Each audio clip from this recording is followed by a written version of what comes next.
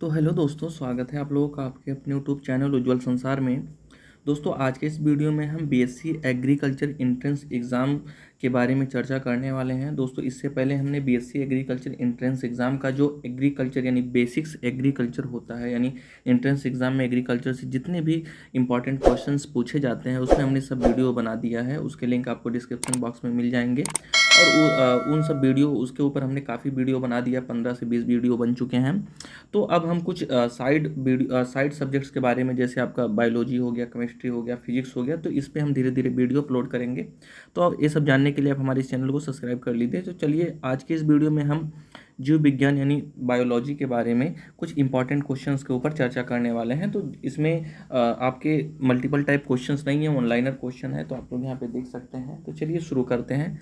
तो पहला जो आपका क्वेश्चन है यहाँ पे कह रहा है कि जीव विज्ञान के पिता जंतु विज्ञान के का जनक कहलाता है। तो जीव विज्ञान और जंतु विज्ञान के जनक कौन है? अरस्तु हैं। अगला है, वनस्पति विज्ञान के जनक माना जाता है, यानी वनस्पति विज्ञान यानी बॉटनी के जो जनक हैं उन्हें मतलब किन्हें माना जाता है?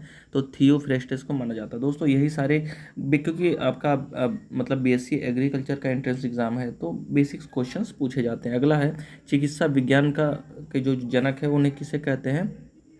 हिपोक्रेटस को कहते हैं। अगला है, जीव विज्ञान शब्द का प्रयोग सर्वप्रथम किसने किया था? तो लैमार्क और ट्रिवेनस ने किया था। बाकी सन वन और उनके जन्म स्थान वगैरह मत याद कीजिए, ज़्यादा इंपॉर्टेंट नहीं है। अगला है, कोशिका की खोज किसने किया था?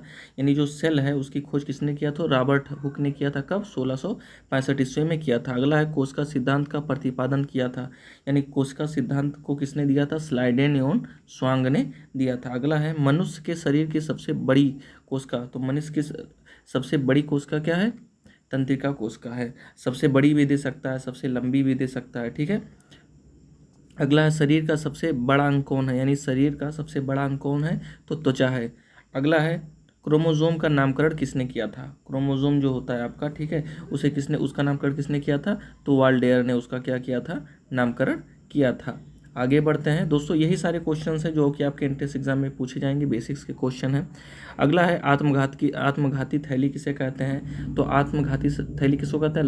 लाइसोसोम को खोजते हैं, मतलब लाइसोसोम को कहते हैं, और इसे डी डूबे ने क्या किया था? खोजा था। अगला है, आरएनए का कार्य होता है, तो आरएनए का काम क्या होता है? प्रोटीन का सिंथेसिस यानी प्रोटीन का संश्लेषण करना होता है। अगला है, कोशिका का पावर हाउस कहा जाता है, यानी जो कोशिका है, कोशिका का पावर हाउस किस ऑर्गन को कहते हैं? तो कोशिका का जो पावर हाउस है वो किसे कहते हैं? माइटोकॉन्ड्रिया को कहते हैं। अगला है, कोशिका का ईंधन कहा जाता है। आप लोग यहाँ पे देख सकते हैं कि कह रहा है कि कोशिका का ईंधन किसे कहा जाता है? कोशिका का ईंधन आपको किसको कहा जाता है? कार्बोहाइड्रेट को कहा जाता है, क्योंकि कार्बोहाइड्रेट के द्वारा जो हमारी बॉडी है वो क्या होती है? चलती है। अगला है, प्रोटीन संश्लेषण की क्रिया होती है, जो प्रोटीन संश्लेषण की जो क्रिया होती है किसमें होती है? राइबोसोम पर होती है। जो आपका एक राइबोसोम अलग से ऑर्गन भी है, और एक राइबोसोम मतलब पाया जाता है जो RER और SER होता है, जो एंडोप्लाज्मिक रेटिकुलम होता है, जो रफ एंडोप्लाज्मिक रेटिकुलम होता है, उस पर क्या होता है? राइबोसोम्स के कण पाए जाते हैं, जो कि क्या करते हैं? प्रोटीन का संश्लेषण या प्रोटीन का सिंथेसिस करते हैं।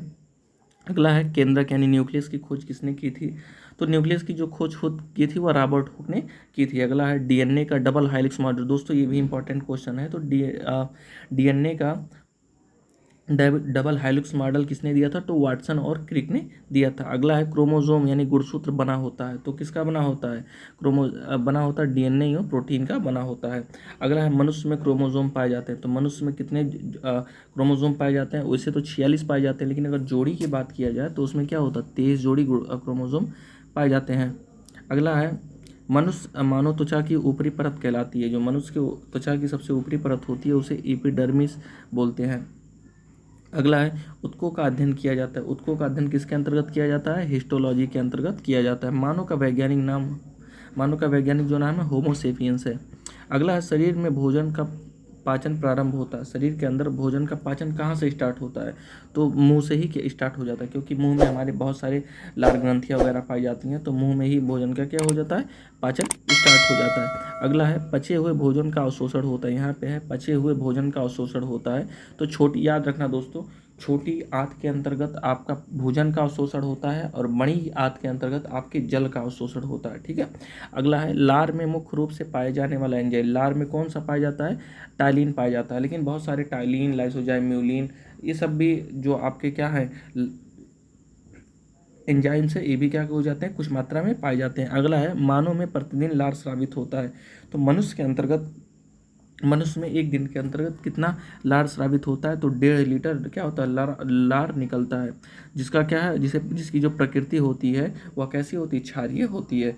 तो दोस्तों उम्मीद करते हैं आप लोगों को वीडियो पसंद आया होगा। दोस्तों डिस्क्रिप्शन बॉक्स में लिंक है जनरल एग्रीकल्चर का, आप लोग जाइए वहाँ से देखिए, और आपका एंट्रेंस एग्जाम होने वाला है। तो मिलते हैं अपने नेक्स्ट वीडियो में, तब तक के लिए जय हिंद, वंदे मातरम।